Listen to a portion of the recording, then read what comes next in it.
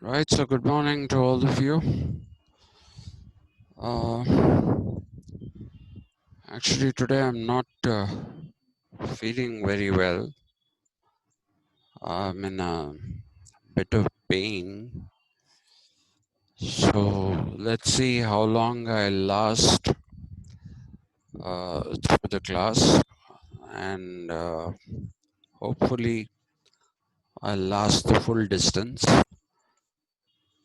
because otherwise we'll really fall back. Um,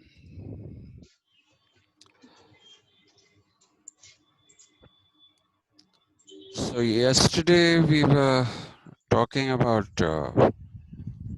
nature of political thought, and after that we got into methods of political thought,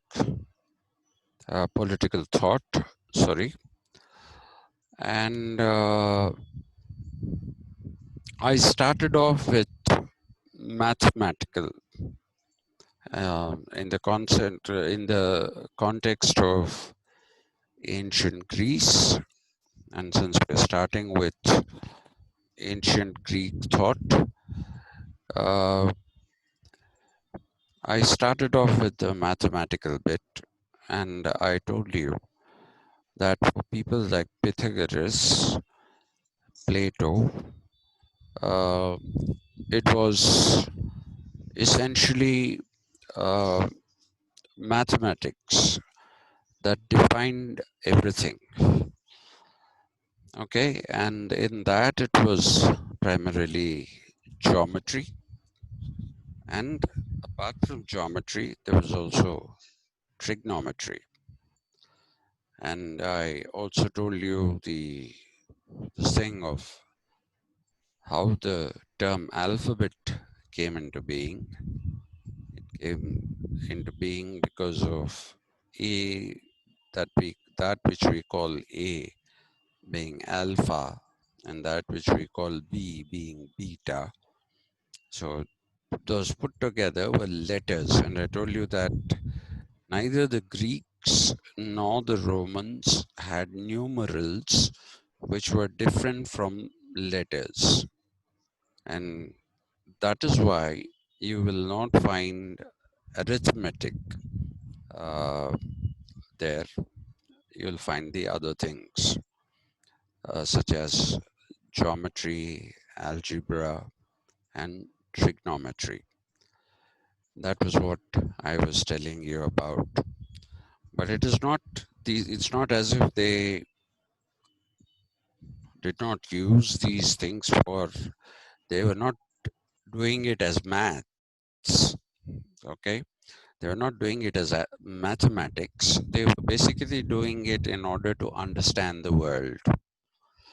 In fact, even though the general perception of the world was that it was a flat disk, there was one particular Greek uh, mathematician who was not very well known, but should be well known. His name is Eratosthenes, E-R-A-T-O, Erato, S-T-H-E-N-E-S. Eratosthenes was somebody who believed that the earth was probably not a flat disk. And he conducted an experiment, basically, to try and see if there is a possibility that the earth was a sphere. Okay, so what he did is that he calculated the angle of the sun, took it as a constant, and placed an imaginary pole of a certain length. And then he calculated what would be the distance of the shadow of the pole, right? And after calculating the distance of the pole, or rather the shadow of the pole, he put the imaginary pole there, brought the sun to the same angle again, and then calculated how much uh, the shadow would be. So he kept placing these imaginary poles, POLE, and through calculation of the shadows, he was basically uh, he was basically what should I say? Uh, he was able to calculate the circumference of the Earth. His calculation of the circumference of the Earth was not very far off from the actual circumference of the Earth as we know it today. So there was this great mathematician uh, who was Eratosthenes, and his contribution to understanding the universe through the usage of mathematics was only bettered by Indian astronomers and astrologers, both. We'll talk about that when we come to the comparison. Now, since we started at the bottom, I thought we should go up from the bottom. But I'll leave the empirical out for the moment. Actually, now let me go back to the top. Let me go to the top and come down. Rhetoric. Now, if you look at a dictionary for the term rhetoric, you'll find uh, different meanings, which are all pejorative. Pejorative in the sense that they are negative.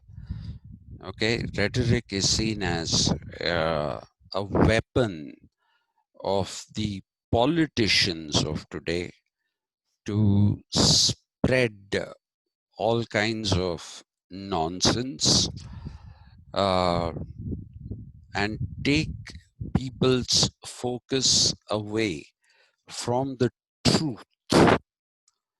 That is what some of the dictionaries will tell you.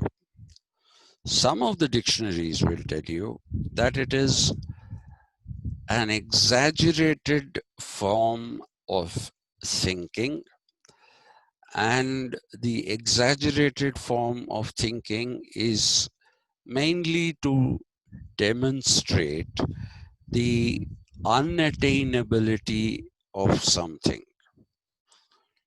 Okay, you exaggerate something so that it looks like one cannot find out about this.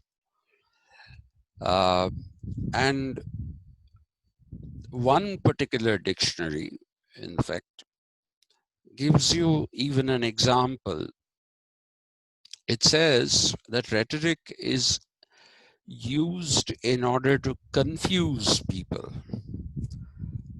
And the example that it gives in order to confuse people, it says, is a statement like this: and what is right and what is wrong, and how do you determine the basis of the judgment of right and wrong? Okay, so that is typically the example of rhetoric that we find today. But the fact of the matter is that it is something which is very, very different when you look at the Greeks. I'm not going to go too much into the details of this for one very simple reason, and that is I will use this slide again, the slide that you're seeing, hopefully. Uh, I'll use this slide again when we make a comparison between Indian knowledge and Greek knowledge, which is the next bit, the second part after nature, method, and uh, the second bit in that first unit is a comparison of Indian and Western, and in that we will be doing uh, a comparison of Indian way of thinking uh, with the Indian way of thinking with uh, Greek way of thinking. Okay. Now,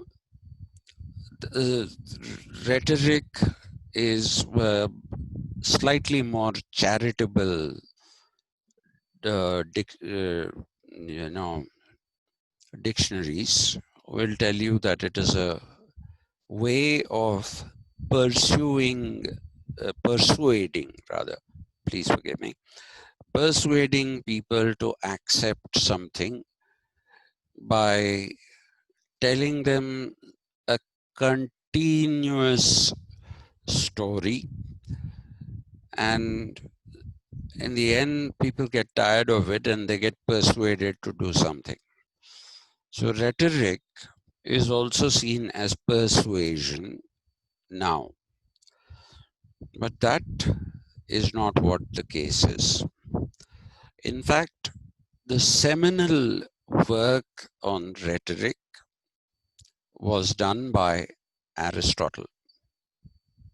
Okay, Aristotle's contribution to knowledge is inestimable because there is hardly anything to which Aristotle did not contribute. Maybe mathematics is one of the things to which he did not contribute much. But otherwise, he contributed to everything. I'm sure when you were in school, you have seen his name in botany and zoology. I'm sure you've seen his name in physics. I'm sure you've seen his name in civics, geography. You would have seen it in all of these things, right? And this man was an encyclopedia of sorts, an absolute encyclopedia of sorts. But what you should know is that Aristotle actually did not write anything. The Lyceum, Lyceum, which is the school that he started, Lyceum stands for peripatetic form of education. So if you're trying to understand what is peripatetic, Peripatetic, peripatetic form of education is where you don't sit like we do in classrooms or in front of computers like this. People walk together with the teacher in the center, and people are all around him, his students. They walk around and discuss various issues. So most of the books that have the name of the author as Aristotle were never actually written by Aristotle as books. These were subjects upon which he lectured, discussed with his students, and his students went back to their rooms and made notes of all the things that Aristotle had said on that particular day. And later on, they organized them into separate topics, and his ideas on various different topics were brought together and put in one place. So you have a number of books that Aristotle wrote. He wrote Ethics, 2 books of ethics, I told you. Nicomachean Ethics, Eudemian Ethics, there are 2 of those books. Then there's Politics. The first ever book which was named Politics was attributed to Aristotle. And then there was a thing called Poetics. Poetics is not about poetry. Poetics is about how you conduct yourself. But I'm not going to go into that detail. Okay.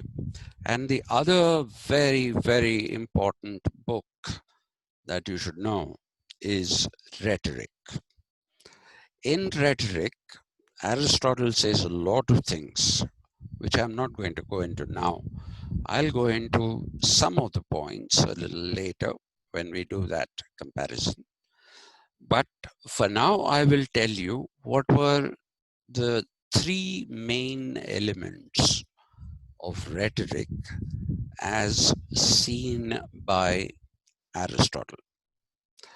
The 3 main elements of rhetoric as seen by Aristotle were the person who is trying to convey an idea to another person. So there are 2 things here. First is the person who's trying to convey something to another person, right? So one is the speaker, the second is the listener. Now, obviously, you can't have a conversation about nothing, right? Try to think about it. Can you just have a conversation without having a subject? By subject, I'm not saying political science, economics. That's not what we mean by subject. A subject of a conversation can be anything. Friendship is a subject of conversation. Okay? Enmity is a subject of conversation. Now, Aristotle believes that the person who is basically conveying the ideas is the one who wants other people to understand what he's saying, because he himself is convinced that the idea that he's conveying, the subject that he's conveying, is worth conveying to others. Okay, so most of the things that Aristotle talked about had a moral component to them. Okay, rhetoric, unlike the modern definition, was moral.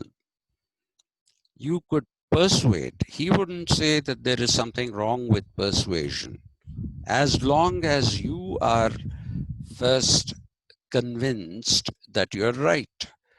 If you are convinced that you're right, then you conveying the idea, that idea in the form of a subject to someone else, is for him rhetoric. So it is the conveyance of an idea, or the conveyance of the content of a subject by one person to another person in a truthful, moral, truthful and morally persuasive manner. That is rhetoric. Okay, in short, it has a lot more to it. In fact, it's a whole book. So obviously, I cannot talk about that whole thing. Even when I pick it up for discussion again at a later stage, I won't be able to talk about it in length. Then let's move on to the second thing, which is dialectic. Okay, what you see as dialectic, I'm sure you're familiar with this.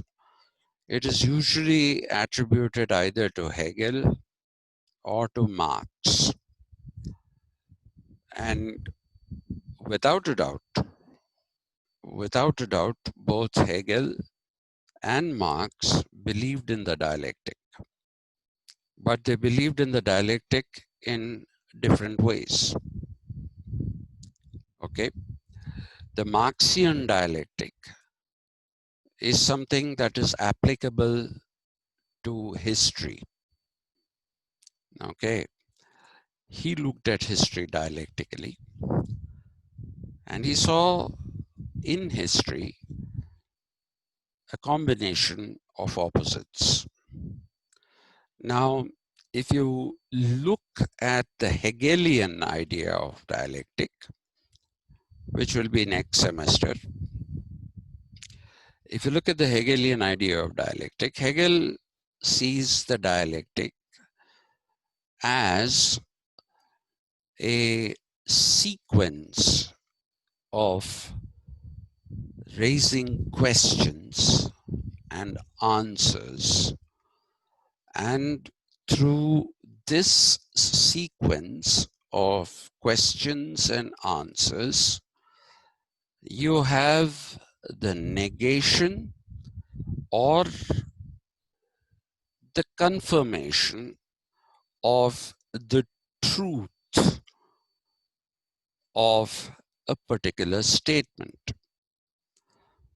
Okay, a lot of people will give you this horrible definition of the dialectic,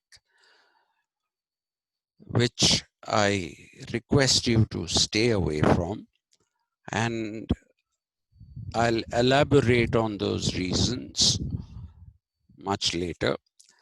This form of dialectic that people talk about, which is there is a thesis, and every thesis has an antithesis, and the thesis and the antithesis, when they have some kind of a uh, tension between them, what you get from that is a synthesis. We pronounce it as synthesis, but it is actually synthesis. That is the correct pronunciation. And this idea is not Hegelian, it's not Marxian, it's not Greek. It is an idea that was proposed by a German thinker who went by the name of Fichte, Fichte. It's written Fichte. Some people say Fichte, some people say Fichte. Well, we'll say Fichte because it is the educated people who wanted to eliminate the guttural sounds of the German language, who converted CH, which usually was pronounced as H, to share. So we'll call him Fichte. So that's a Fichte kind of an idea, and it's a terrible idea. So Fichte was in himself not a terrible thinker, but this thesis, antithesis, and synthesis is a horrible depiction of what the dialectic is. The Greek idea is perhaps reflected the most clearly in Hegel, who sees it as a sequence of questions and answers, and how every question that is answered may not be the final answer. It may lead to another question, which may require another answer. Okay, one question requiring one answer, leading to another question out of that answer, till such time that confirmation or negation, either of these two, it has to be proved wrong or proved right. Till such time that happens, this sequence of questioning and answering goes on and on. For the Greeks, the dialectic can be accomplished in 2 steps, or it can be accomplished in 20 steps. It is the complexity of the original question that has been asked that basically decides how many questions and how many answers are required for arriving at the truth. Truth does not necessarily have to be confirmation, it can also be negation. Okay, that I'll clear when we go further into Greek thought. Now, Plato used dialogue. There you will find that if you read the Republic is something that basically has conversations in the form of dialogues.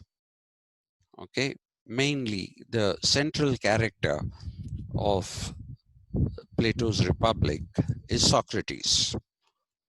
Okay, and then there are several other people, Protagoras, Anaxagoras, different kinds of people with whom he's having these conversations.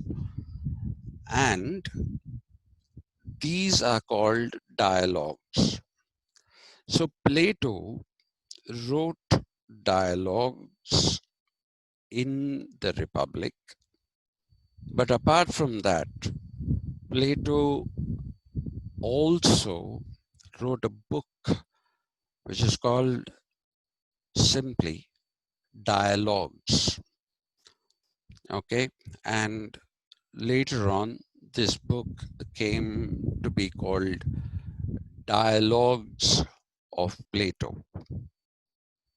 Okay, in that, you see that there is a certain kind of attempt being made by Plato in order to get into the whole framework of a dialectic. The dialogues are written in such a way that they produce a dialectical process and conclusions. Now, when you say the Socratic principle, it is like the dialectic. It is like the dialogue of Plato. But the reason why I have given the Socratic as a separate head here is because Socrates' dialectics or dialogues, if you want, they are slightly different. Socrates, like I told you yesterday, was called a gadfly by Bertrand Russell. He spoke and spoke and spoke. And what Socrates used to do was to ask a question, or in such a manner that it could have only one kind of response. It could have only one kind of response. It's if I say, how are you? Okay, there can only be one kind of response to that, which will be either you say, I'm fine, thank you, or you say, I'm not doing too well, right? So there's an anticipated answer within the question that has been raised. If I say, how are you? I don't expect you to say, the principal of the college hasn't come today. I don't expect you to say that. So there is an expectation of a certain kind of an answer in the question that I have posed to you. This is what we do all the time in conversations. Unless, of course, you want to be mischievous and change planes so that the other person gets confused. But this is the way we have conversations. Socrates took this and made a method out of it. He would relentlessly question people, draw answers from them, and prove them wrong. Socrates never said somebody was right. Socrates' dialogues and dialectic proved that people were wrong in their assumptions, presumptions, call them whatever you want. And that is why Socrates was somebody who always said, the only thing that I know for sure is that I don't know. Okay? That was the thing that Socrates said. The only thing that I know for sure is that I don't know. People like me were not very Socratic. We don't know that we don't know. Okay? So when you don't know, or rather when we don't know that we don't know, we end up thinking we know. Right? So that is the unfortunate part. So, but that is the Socratic method. Now the philosophic is a very, very generic thing. It is an extremely generic thing because for the Greeks, philos, Philos, philos was the universe, the world. Any investigation into the world had to have some kind of assumptions, rational, moral assumptions, based upon which you would get an understanding of the world. So when we talked about mathematical, even the mathematical that you find in people like Plato is rational and moral. Okay, so that's why we have this other method, which is a very generic method, which is philosophical or philosophic. And I told you yesterday, philosophy and science for the Greeks are interchangeable. They are not two different things as we see them today. Okay, today we see philosophy as being completely different from uh, science. In fact, we see them now in binary opposition thanks to the positivists. But that is not the case with the Greeks. The Greeks saw science and philosophy as the same. Then we come to the analytic. Okay, the analytic the simpler expectations, the simpler explanation of the analytic is analysis. How do you analyze? You break things apart, okay, and then you try to understand what that is, right? So anything that is analytical is not simply descriptive. Okay, if you say something is descriptive, if you look at, say, a motor car and you ask for a descriptive description of the car, then you'll say it has four wheels, it has an engine which is not visible, it has a steering wheel, uh, and it is capable of locomotion provided there is somebody in the driver's seat. So you say these kind of things which only describe what that is. But an analysis is what makes the car move on its own power. So you'll say that is where you'll say you put fuel, fuel is burnt, the burning of the fuel gives out energy which is converted into propulsion. Okay, propulsion is movement.